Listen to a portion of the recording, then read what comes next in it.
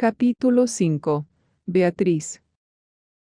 Beatriz mantuvo los ojos cerrados y se recordó que debía respirar.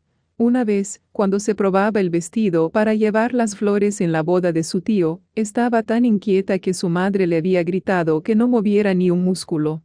Así que no lo había hecho, ni siquiera los pulmones. La Beatriz de 7 años había contenido la respiración con tanto empeño que se había desmayado. ¿Podría Su Alteza Real levantar la mirada?, murmuró la maquilladora.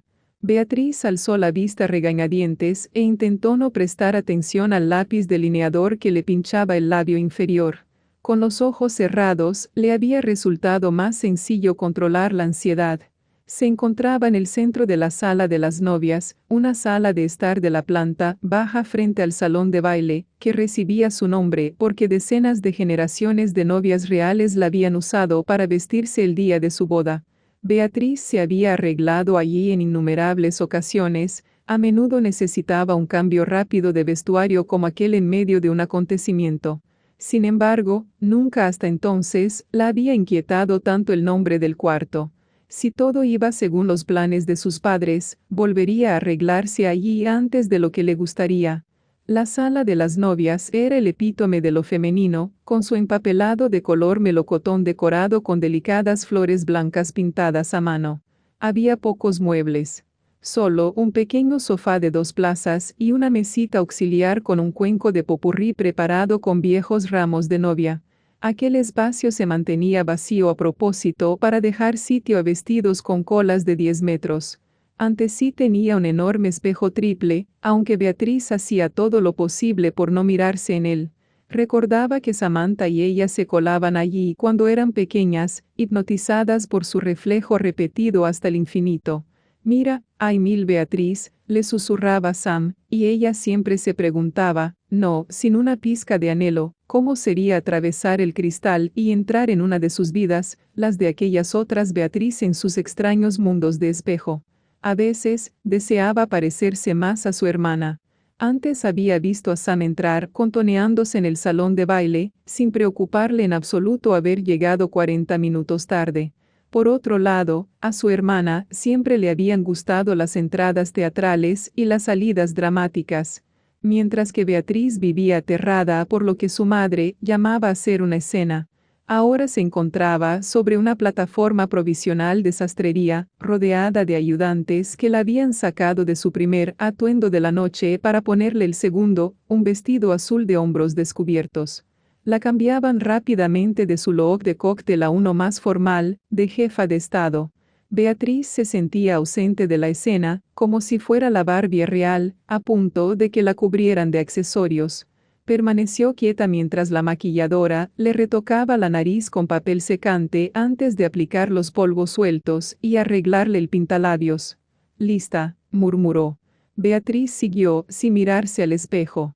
Una de las otras ayudantes le colocó sobre el vestido la banda de la Orden Eduardiana, el mayor honor caballeresco de América. Después le puso la capa de Estado sobre los hombros, con sus ribetes de armiño. La capa la hundía con su peso, insistente, casi como si pretendiera ahogarla. Abría y cerraba los puños junto a los costados. La ayudante fue a por el broche de oro, pero, antes de poder cerrarle la capa al cuello, la princesa se retiró de golpe. La empleada abrió mucho los ojos sorprendida. «Lo siento, es que, necesito un momento a solas», le dijo Beatriz, un tanto azorada. Jamás había hecho antes algo semejante. Por otro lado, los adornos ceremoniales de su posición nunca le habían resultado tan sofocantes. Todas las ayudantes y estilistas presentes la saludaron con rápidas reverencias antes de salir. Cuando se marcharon, Beatriz se obligó a contemplar su reflejo. La banda marfil era una línea que cortaba limpiamente el azul del vestido y resaltaba los matices fríos de su piel suave y bronceada. Las distintas medallas y premios reflejaban la luz, junto con los enormes pendientes con forma de pera y el collar con varias sartas de diamantes. Le habían recogido la oscura melena en un moño tan apretado que las horquillas se le clavaban con rabia en la cabeza. Parecía muy regia y algo mayor de los 21 años que tenía. Bueno, Lo más probable era que necesitara parecer madura aquella noche, puesto que se suponía que debía conocer a su futuro esposo, quienquiera que fuese. Soy Beatriz Georgina Frederica Louis de la Casa de Washington, futura reina de América, y tengo un deber que cumplir. Era lo que siempre se repetía para sí cuando empezaba a notar que el pánico se apoderaba de ella, como si la vida fuera arena que se le escurría entre los dedos, por mucho que intentara aferrarla, y no se sintiera capaz de recuperar el control. Alguien llamó a la puerta de la sala de las novias. 10 minutos. ¿Está lista? Notó que el alivio le disolvía el nudo del pecho. Por fin una persona a la que sí deseaba ver. Puedes entrar, Connor, le dijo. Habría sido poco apropiado considerarlo su guardaespaldas, puesto que esa sencilla palabra no servía para resumir el honor que suponía ser miembro de la Guardia de Honor. Los años de disciplina y entrenamiento brutal que se requerían, el increíble sacrificio necesario. La Guardia era el más importante de los grupos de élite de las Fuerzas Armadas. Había miles de personas en el Cuerpo de Marines y en las Fuerzas de Operaciones Especiales de la Marina, pero la Guardia de Honor solo tenía unas cuantas decenas de miembros. Fundada tras el asesinato del rey George II durante la Guerra de 1812, la Guardia respondía directamente ante la corona. Sus hombres a menudo servían al monarca en misiones encubiertas en el extranjero, para proteger a aliados americanos o para rescatar a conciudadanos capturados. Sin embargo, los miembros de la Guardia siempre acababan por volver a casa para servir a su propósito original: garantizar la seguridad de la familia real. Se trataba de unos trabajos tan exigentes y peligrosos, con tantos viajes e incertidumbres, que muchos de ellos nunca se establecían ni se casaban hasta la jubilación. «Estás muy guapa, Vi», dijo Connor olvidándose de las formalidades, puesto que estaban solos. Usaba aquel apodo desde que ella le confesó que era como la llamaba Samantha. Evidentemente, su hermana y ella no se trataban con tanto cariño desde hacía tiempo. Sonrió, alentada por su cumplido. Tú tampoco tienes mal aspecto. Llevaba el uniforme de gala de la Guardia, una chaqueta cruzada azul marino. No lucía ni galones ni insignias, salvo el tradicional alfiler del farol dorado. En memoria de los 2 faroles de Paul Revere, la señal con la que advirtió de la invasión británica. De la cintura de Connor colgaba una espada ceremonial de oro. A Beatriz le habría resultado ridícula y obsoleta de no sospechar que sabía muy bien cómo utilizarla. Le habían asignado al guardia el otoño anterior, al inicio de su último año en Harvard. Nunca olvidaría aquella mañana, cuando Ari, el agente encargado de su protección durante 2 años, apareció para llevarla a su clase acompañado de un alto desconocido vestido con una sudadera con capucha de color gris oscuro. Parecía un par de años mayor que ella. Su Alteza Real, este es Connor Markham. Se encargará de su seguridad a partir de mañana, cuando yo me marche, le había explicado Ari. Beatriz asintió. Había intentado no mirar con demasiado descaro al joven, pero costaba apartar la vista de él, con aquellos ojos gris azulado tan llamativos y la piel tan blanca.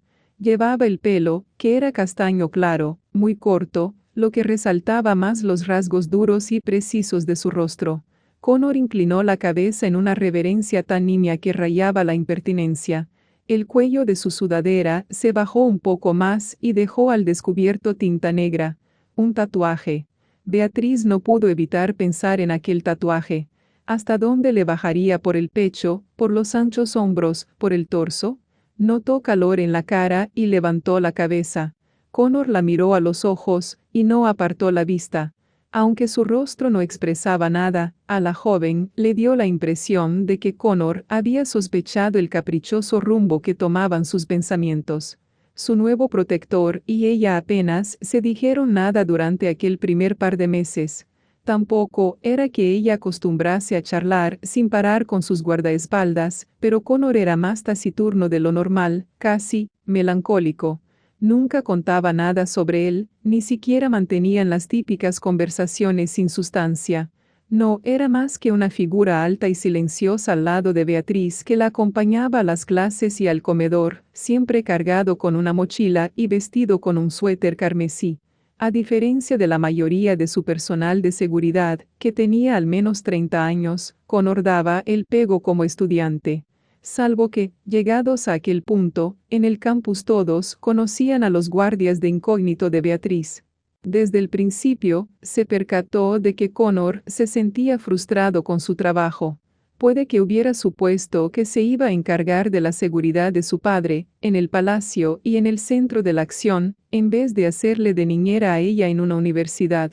Era demasiado profesional para comentar nada, pero, a veces, cuando Beatriz estaba en un grupo de estudio o comiendo pizza a última hora de la noche con unos amigos, veía una expresión en su rostro que era mezcla de aburrimiento y guasa. Estaba claro que creía que protegerla estaba por debajo de sus aptitudes. Aunque, claro, ella tampoco había pedido que lo destinaran allí. Una noche de noviembre, Beatriz iba camino del Museo de Bellas Artes de Boston acompañada, como siempre, por Connor. Asistía a una clase de historia del arte, obligatoria para su especialidad en estudios americanos, y el profesor les había encargado un trabajo sobre uno de los cuadros de la colección. Los demás estudiantes habían ido por la tarde, pero ella había preferido no unirse al grupo. Habría provocado una escena, todo el mundo mirándola, haciéndole fotos a escondidas con los móviles, susurrando y dándose codazos. Se sentía mucho más cómoda preguntándole al director del museo si podía pasarse después de la hora de cierre. Sus pasos creaban eco por el museo vacío mientras buscaba el cuadro. Estaba convencida de que todos los retratos de Whistler se encontraban abajo, pero no lo veía. No dejaba de consultar los números de las salas mientras deseaba haberse parado a recoger un mapa, a pesar de las prisas. Tenemos que subir. En este pasillo solo están las obras de fecha posterior a 1875, y el retrato que busca se pintó en 1882. ¿Recuerdas eso?, preguntó ella. He asistido a las mismas clases, princesa, repuso él, lacónico. Aquella era otra costumbre suya que la irritaba. La llamaba princesa en vez de su Alteza Real. Beatriz no lo corregía porque sospechaba que no era una confusión, sino que conocía perfectamente el protocolo e intentaba provocarla sutilmente. Se interrumpió antes de decir que creía que no había estado prestando atención. Aún así, ella había estado tomando apuntes y no conseguía recordar de memoria el año en que se había pintado el cuadro. Connor empezó a guiarla por las escaleras. La memoria idética es algo que trabajamos en nuestra formación, le explicó. Y, efectivamente, la llevó hasta el cuadro que necesitaba. El retrato de Lady Charlotte Eaton, duquesa de Boston, firmado por Sir James Whistler. Beatriz se sentó en un banco y sacó su portátil. Tomó nota de una serie de ideas sobre el cuadro mientras se mordía el labio inferior, concentrada.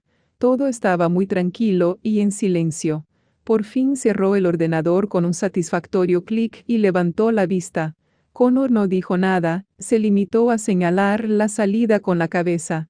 Beatriz aceleró al llegar a la sala con la obra de Picasso y los posmodernistas. Nunca me han gustado mucho, sobre todo los que tienen los dos ojos en el mismo lado de la cara, dijo por romper el silencio. Siempre me dejan como borracha. Esa es la idea, repuso Connor, seco. Bueno, en realidad la idea es que uno se sienta como si estuviera puesto de ácido. Pero lo del alcohol es bastante similar. Beatriz se sorprendió tanto que se echó a reír. Connor la miró con algo bastante parecido también a la sorpresa. Puede que fuera aquella risa lo que lo impulsó a ir más despacio y examinar una serie de láminas de arte gráfico. Una serie de los 50 que parecían páginas arrancadas a un cómic. La joven se acercó a él. ¿Te gustan los cómics? Vio que Connor dudaba sobre cuánto contar de su vida. Al final dijo: a mi madre. Cuando era pequeño, ella trabajaba de diseñadora gráfica. Dibujaba bocetos para los principales cómics de superhéroes. Rosa Venenosa, El Guardabosques, Capitán Tormenta. Seguro que te encantaba tener cómics gratis, comentó ella. Él volvió a mirar una de las láminas, que estaba delineada con tinta azul eléctrico. Dibujaba una tira para mí siempre que tenía tiempo. Las aventuras de Connor. Yo tenía un superpoder distinto cada semana. Volar, invisibilidad, armaduras de batalla con alta tecnología. Por ella solicité el acceso a la guardia. Creía que era lo más parecido a ser un superhéroe en la vida real. No solo por la acción física, sino también por el sentido del honor, supongo. Se encogió de hombros, como si no estuviera seguro de por qué había confesado todo aquello. Tiene sentido, respondió ella en voz baja. Aunque no había visto todas las películas basadas en cómics, sabía que los superhéroes seguían un código moral que resultaba casi arcaico en el mundo moderno. Protegían a los débiles y servían a una causa más importante que ellos mismos. Con razón, la vocación de Connor lo había conducido hasta la Guardia de Honor. Me da la impresión de que tu madre es una persona muy especial, añadió. A ella le caería bien, princesa. Fue un comentario de pasada, aunque también insinuaba algo más. Una promesa o, al menos, una posibilidad. Las cosas cambiaron entre ellos a partir de entonces, despacio, pero cambiaron. Connor empezó a sentarse junto a ella durante las clases, en vez de en la fila de atrás, y después debatía el material del curso con ella en el camino de vuelta a la residencia. Intercambiaban libros. Él tenía un gran sentido del humor e imitaba a sus profesores y a sus compañeros, y ella acababa llorando de la risa.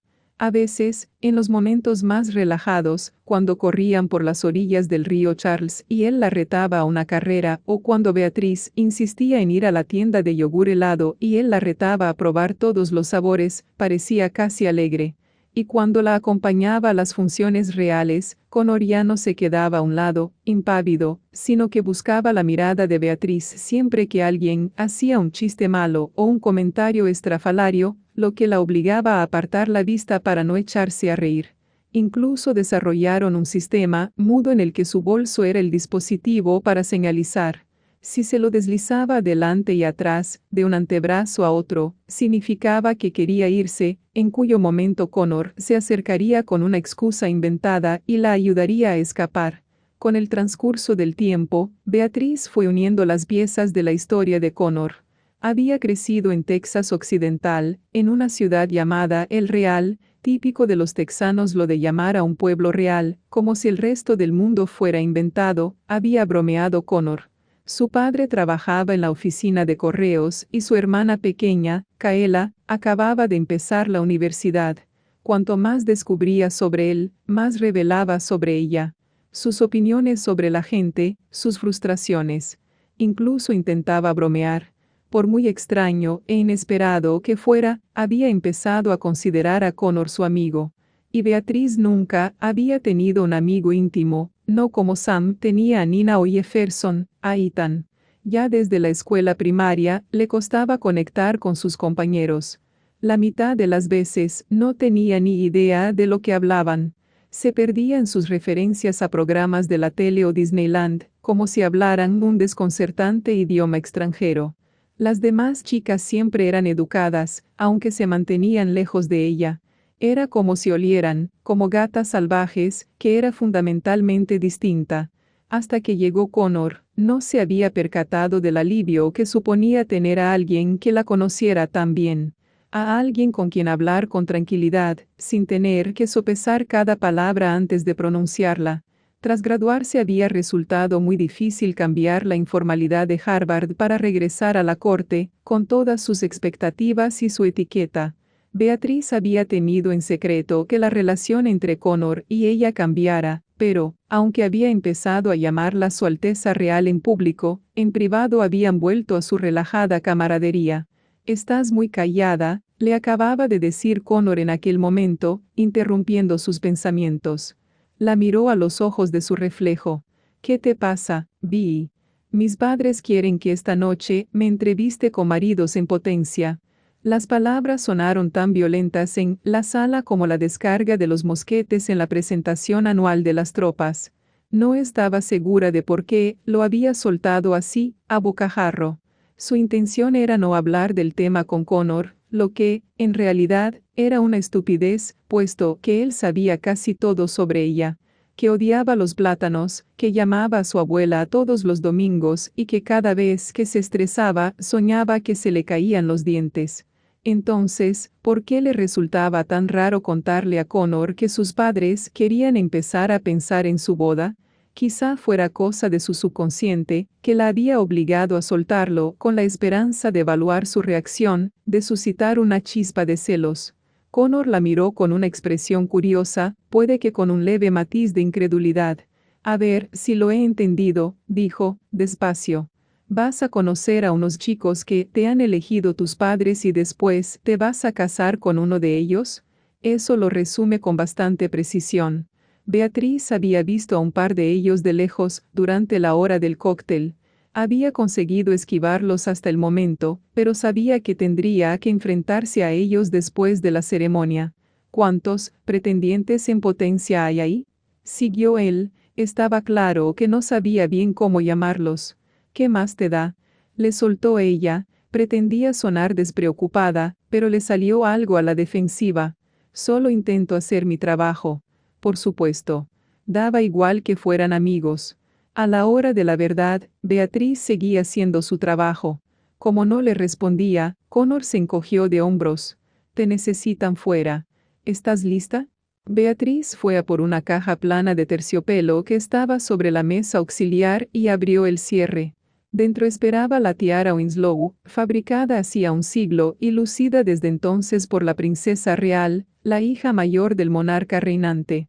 Era impresionante. Las espirales de su diseño de encaje estaban cubiertas de varios cientos de pequeños diamantes. La colocó sobre el nido tieso de laca de su pelo y empezó a sujetársela con horquillas. Sin embargo, las manos le temblaban y las horquillas no dejaban de caérsele entre los dedos. La preciada tiara empezó a resbalársele de la cabeza. Beatriz la cogió de milagro antes de que se cayera al suelo. Espera, deja que lo intente yo, se ofreció Connor, que dio un rápido paso adelante. La joven dobló las rodillas, casi como si le hiciera una reverencia, aunque Connor era tan alto que probablemente fuera un gesto inútil. Sentía algo curioso, como si se encontrara fuera de su cuerpo, como si nadara en las acuosas profundidades de un sueño y desde allí lo observara levantar la tiara. Ninguno de los dos habló mientras él fijaba unas horquillas para sujetar la tiara. El pecho de Beatriz se movía bajo la falla de seda de su vestido con la respiración alterada. Apenas la había tocado, pero cada roce de las puntas de los dedos en su nuca la abrazaba. Cuando se levantó de nuevo, Beatriz parpadeó al contemplar su reflejo coronado y reluciente. Todavía se miraban a los ojos a través del espejo. Connor recolocó la capa de la joven, como si pretendiera corregir algún error imperceptible a pesar de estar perfecta. ¿Era imaginación de Beatriz o dejó sus dedos en la espalda del vestido un segundo más de lo estrictamente necesario? Una fanfarria de trompetas retumbó por el pasillo. Connor dio un paso atrás y acabó con el momento, o lo que hubiera sido aquello. Ella enderezó los hombros y se dirigió a la puerta. Al volverse, el opaco terciopelo azul de su capa barrió el suelo majestuosamente. Debía de pesar al menos 7 kilos. Su tiara relucía y lanzaba destellos y sombras por la pared. Cuando llegaron a la puerta, Connor dio un paso atrás por instinto, de modo que pudiera salir del cuarto detrás de la princesa, como correspondía a sus respectivos rangos. Había sucedido muchas veces antes, pero, aún así, a Beatriz se le rompió un poco el corazón. Habría preferido tenerlo a su lado, ser capaz de verle la cara. No obstante, así eran las cosas. Connor se limitaba a cumplir con su obligación, y ella tenía que hacer lo mismo. Capítulo 6. Daphne.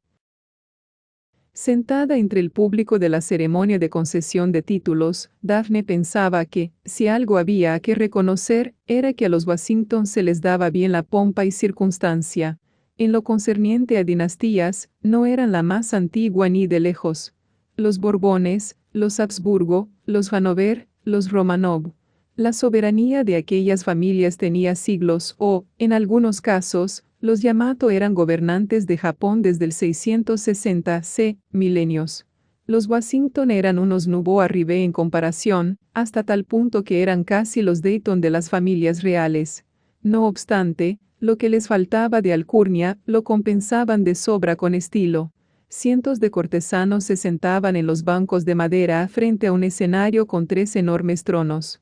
El central y mayor era el del rey George IV, tapizado en terciopelo rojo con sus iniciales entrelazadas bordadas en hilo dorado, Gr. por Georgius Rex.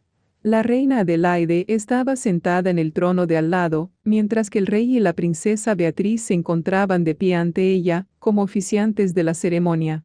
Beatriz sostenía un rollo de pergamino, una carta patente de nobleza atada con una cinta de seda roja. La capa de estado barría el suelo tras ella, con sus resplandecientes bordados y su ribete de pieles. Doña Mónica Sánchez, dijo la princesa por el micrófono prendido a su banda. Una de las figuras de los primeros bancos, supuestamente Mónica Sánchez, se puso en pie de un salto. Estaba tan nerviosa que se movía con rigidez, como si fuera una marioneta a la que le han cortado las cuerdas. En serio. La gente se ponía muy tensa cuando conocía a la familia real. Al parecer, se les olvidaba que los Washington también eran humanos que respiraban, sufrían pesadillas y vomitaban, como todos los demás. Por otro lado, Daphne había sido testigo de todo aquello, así que no era lo mismo. Mónica subió los escalones y se arrodilló ante el rey. Por los servicios prestados a esta nación y al mundo en general, le doy las gracias. A partir del día de hoy, le concedo los honores y dignidades de un caballero defensor del reino. El rey tocó con la espada plana uno de los hombros de Mónica, después la alzó por encima de su cabeza para tocarla en el otro. Daphne estaba bastante segura de haber visto a la nueva noble dar un respingo. Es probable que supiera de lo sucedido el año anterior, cuando Jefferson, borracho, había decidido nombrar caballeros con una de las espadas antiguas que colgaban de la pared. Había acabado rebanándole una oreja a su amigo Rohan. Rohan se lo tomó a broma, pero todavía se le veía la cicatriz. Levántese, Lady Mónica Sánchez, concluyó el rey mientras le ofrecía una mano. Los asistentes aplaudieron, aunque con bastante menos entusiasmo que al principio del alfabeto, claro. Al menos, por fin habían llegado a la S. Jeff está increíble, susurró una chica de la fila de al lado. Daphne esbozó una de sus típicas sonrisas. Era cierto, tenía un aspecto fantástico allí de pie, a un lado del estrado, a pesar del evidente hueco dejado por la ausente Samantha. En un hombre normal, el uniforme de gala real habría resultado ridículo con tanta cinta y tanta trenza decorativa, por no hablar de las relucientes sombreras doradas.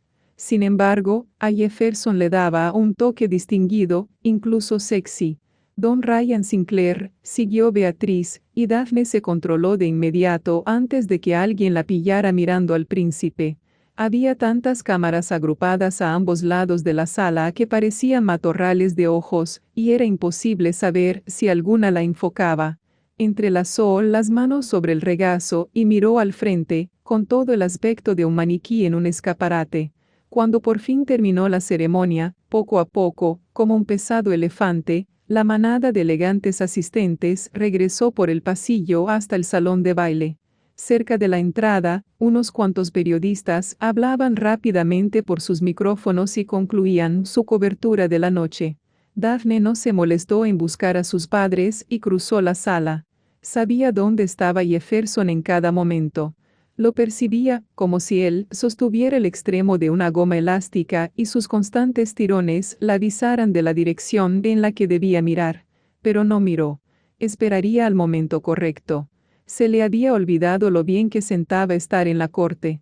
La sangre le vibraba con lo que impregnaba el aire, algo tan penetrante como el olor a lluvia, pero más descarnado, primario y embriagador, como el humo. La despertaba de un modo brutal, hasta la punta de los dedos. Era el aroma del poder, creía ella, y, si eras lo bastante lista, sabías lo que significaba. No era capaz de dar 2 pasos sin que alguien se parase a saludarla. Allí estaba la condesa Madeleine de Hertford y su mujer, la condesa Mexia. Daphne se percató, no sin envidia, de que ambas mujeres lucían vestidos salidos directamente de la pasarela.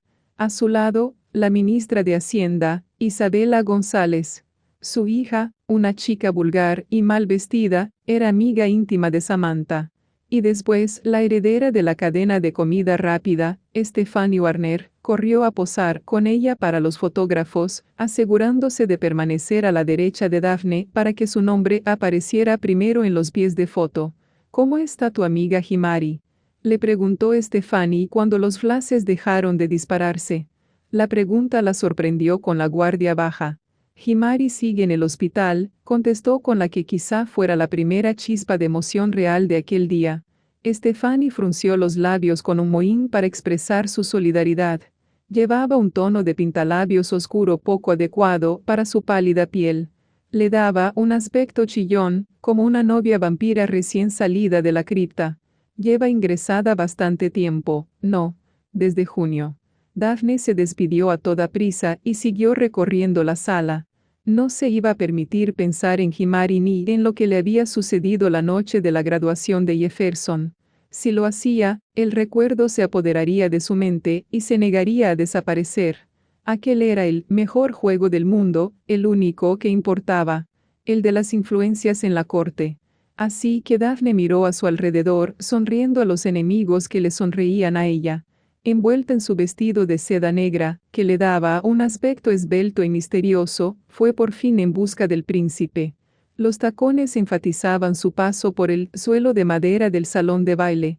Aquella noche llevaba el cabello suelto, y sus abrasadoras capas enmarcaban el óvalo perfecto de su rostro. Incluso había conseguido tomar prestados unos pendientes largos de esmeraldas que resaltaban el verde salvaje de sus ojos. Cuando llegó hasta él, Jefferson fingió levantar la vista, sorprendido, aunque seguro que la había visto cruzar la habitación. Después de tantos años, estaba tan conectado con ella como ella con él. Daphne le hizo una reverencia. Tiesa como un palo, como una bailarina en la barra. La tela de su falda se arremolinaba a su alrededor, formando una estructura arquitectónica. Mantuvo la cabeza alzada en todo momento, mirándolo a los ojos. Ambos sabían que no había razón alguna para que lo saludara así, salvo que viera bien el frontal de su vestido. Una táctica un poco desesperada, pero es que ella también lo estaba. Al cabo de un momento, Jefferson alargó una mano para que se levantara.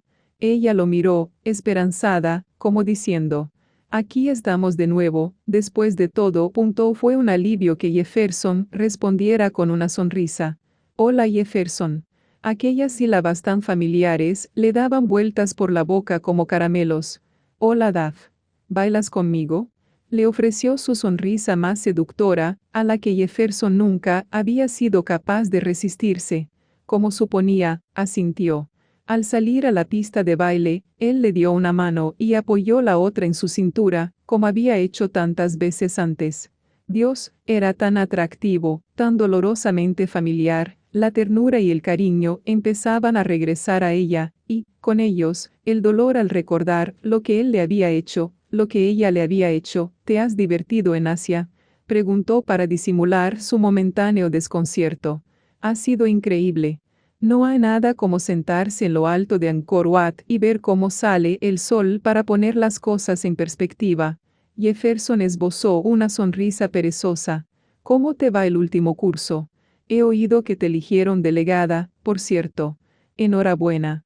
Se preguntó cómo se habría enterado, si se lo había dicho alguien o si lo había leído él mismo en la noticia que había obligado a Natasha a publicar. En cualquier caso, era agradable saber que Jefferson todavía estaba al tanto de su vida. La verdadera ventaja de ser delegada es que la hermana Agatha ya no me persigue por el pasillo pidiéndome los permisos para salir de clase cuando me pierdo una. «Como si alguna vez te hubiera saltado una clase», repuso Jefferson mientras le daba la vuelta como un experto, de modo que los pliegues de su vestido aletearon y se posaron en torno a ella con un agradable susurro. «Me salté las clases aquella vez que fuimos a ver la Serie Mundial de Béisbol.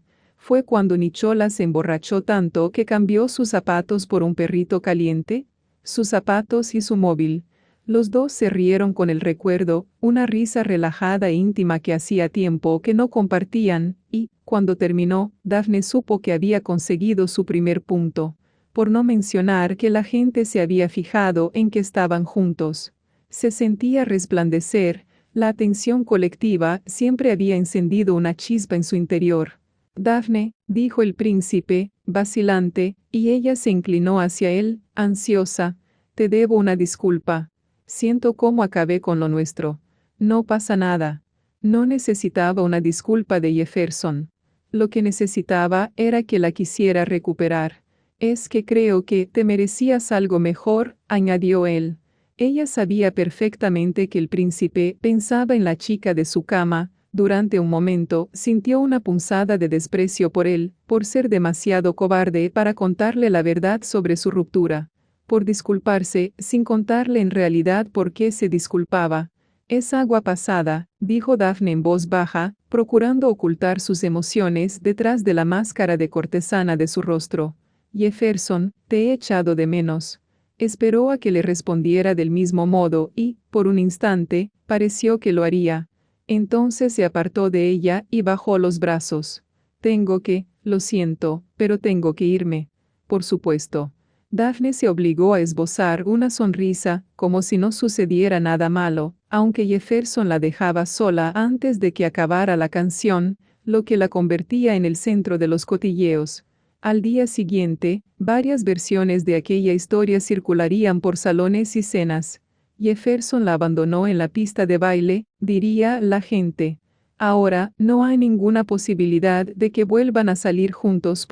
¿Puedo entrometerme? Ethan Beckett, el mejor amigo de Jefferson, apareció junto a ella tan deprisa que cabía suponer que había estado observando toda su interacción. Daphne abrió la boca para hacer algún comentario mordaz, pero se contuvo. Si la veían bailando con Ethan, aunque solo fuera una canción, la gente se distraería un poco de la abrupta marcha del príncipe. Y quizá fuera eso con lo que contaba Ethan. De acuerdo. Intentó apoyar las manos en sus hombros sin apenas tocarlos, pero, a través de la tela, Daphne sintió el calor de su piel. Ethan era el mejor amigo de Jefferson desde primaria. Era guapo, tenía unos alegres ojos oscuros y la cara salpicada de pecas. No era noble. Su madre era maestra en un colegio público y había criado a Ethan ella sola. Daphne siempre había dado por sentado que asistía a Forsyth con una beca, porque seguro que nadie de su familia podía permitirse la matrícula. Ahora, Ethan estaba en primero en King's College, donde suponía que también iría Jefferson, en cuanto acabara su año sabático. A Daphne siempre le había gustado eso del príncipe, que su mejor amigo fuera alguien como Ethan. Alguien de un entorno radicalmente distinto al suyo. Por otro lado, era fácil pasar de temas como el dinero y el estatus social cuando tenías cantidades prácticamente infinitas de ambos. Bailaron en silencio unos segundos. Sin apenas darse cuenta, Daphne había tomado el mando y dirigía a Ethan cada vez más deprisa, hasta que superaron el tempo de la música. Cuando, en su agitación, estuvo a punto de tropezar con los pies del chico, él le apretó la mano. Es un baile. Hay que disfrutarlo, no atacarlo. Aunque no se disculpó, sí que aflojó. Un poco. Entiendo que las cosas no han ido demasiado bien con Jeff, siguió él en tono familiar. Daphne reprimió su ataque de indignación. No le debía una explicación a nadie, y menos a Ethan, quien, a pesar de todo, siempre había tenido el don de sacarla de sus casillas. No tengo ni idea de lo que hablas. Venga, Daphne, habéis cortado. ¿De verdad merece la pena rebajarse de esta manera solo por conseguir una tiara? Daphne se puso rígida. Ethan era el único que la había acusado alguna vez de salir con Jefferson por las razones equivocadas. Tú no lo entenderías. Las relaciones nunca tienen sentido desde fuera. Las únicas personas cualificadas para opinar sobre ellas son las que las integran. Salvo que Jeff y tú ya no sois pareja. Por ahora. Los dos hablaban en voz baja, mirándose a los ojos. A Daphne se le había olvidado casi por completo que se encontraban en el salón de baile. Estás perdiendo el tiempo. No puedes chascar los dedos y recuperarlo por arte de magia, contraatacó él. No por arte de magia. No sería tan sencillo y quizá tuviera que esperar un tiempo. ¿Qué más daba a que Jefferson saliera con alguna de aquellas chicas fáciles de su pandilla que lo acosaban? No significaba nada para él. Regresaría a su lado porque, al fin y al cabo, su destino era estar juntos, y él lo sabía tan bien como Daphne. Por otro lado, Ethan había dicho algo que le daba a qué pensar. ¿A dónde ha ido Jefferson? Le preguntó deseando no sonar tan suplicante. ¿Te gustaría saberlo, eh? Lo pregunto como amiga. Las palabras eran cuchillos en su garganta, pero las pronunció con toda la elegancia de la que pudo hacer gala. ¿Ah, ahora somos amigos? Creía que, después de, ni lo menciones. Cuidado, Daphne, repuso él con intención. No querrás que esto parezca una pelea de enamorados. Estaba en lo cierto. Por la forma en que se habían acercado, por el intercambio fluido de su conversación, parecía sospechoso. Daphne se separó un poco de él, y esbozó una sonrisa helada que salió tan dura y frágil como las copas de cristal alineadas sobre la barra. No puedes decir esas cosas, susurró. ¿Te refieres a que no puedo hablar sobre nosotros? No existe un nosotros. Daphne sacudió la cabeza con tanta energía que sus pendientes se sacudieron y le golpearon las mejillas. Lo que sucedió esa noche fue un terrible error. Lo fue. O el error es ir detrás de Jeff. No menciones esa noche. Por favor, le rogó Daphne, tan asustada que recorrió a la educación. Lo habitual era que Ethan y él no se anduvieran con sutilezas. El príncipe no debía enterarse nunca de lo que Ethan y ella habían hecho. Si lo hiciera, todos sus planes se derrumbarían como un castillo de naipes. ¿Crees en serio que vas a recuperar a Jeff, verdad? Contestó él. Su incredulidad resultaba patente. Sé que lo haré, repuso ella. Fin del capítulo 6.